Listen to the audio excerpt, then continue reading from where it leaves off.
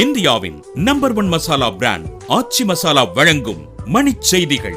இணைந்து வழங்குபவர்கள் அரசன் சோப். ரொம்ப ரொம்ப நல்ல சோப்.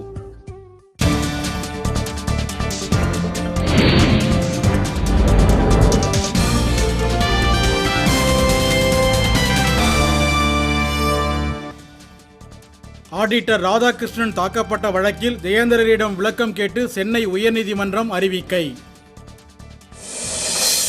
விலைவாசி உயர்வு உள்ளிட்ட பிரச்சனைகளை எழுப்பி எதிர்க்கட்சிகள் அமளி. முதல் நாளிலேயே மாநிலங்களவை ஒத்திவைப்பு. சுவாதி கொலை வழக்கை நடுவண் புலனாய்வுத்துறைக்கு மாற்றக்கோரி மனு அளிக்கப் போவதாக ராம்குமார் தரப்பு வழக்குரைஞர் தகவல். பொள்ளாச்சி அருகே நார் தொழிற்சாலையின் சுவர் இடிந்து விழுந்ததில் பீகாரைச் சேர்ந்த தொழிலாளி உயிரிழப்பு. புதுச்சேரியில் சிற்றுந்துகளை அரசு இயக்குவதற்கு எதிர்ப்பு தெரிவித்து தானி ஓட்டுநர்கள் சாலை மறியல்.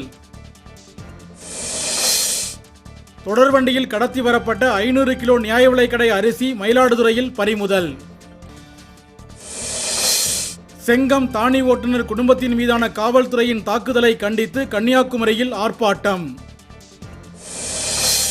வெப்பசலனம் காரணமாக அடுத்த 24 மணி நேரத்தில் தமிழகத்தில் ஒரு சில இடங்களில் மழை பெய்யும் என தகவல்.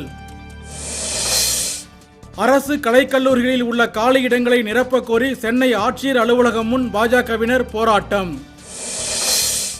பொள்ளாச்சியில் 8 ஆண்டுகளுக்கு பிறகு சரக்கு தொடர்வண்டி இயக்கம். வணிகர்கள் மகிழ்ச்சி.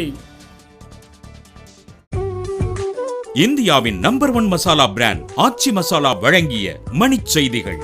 இணைந்து வழங்கியவர்கள் அரசன் சோப். ரொம்ப ரொம்ப நல்ல சோப்.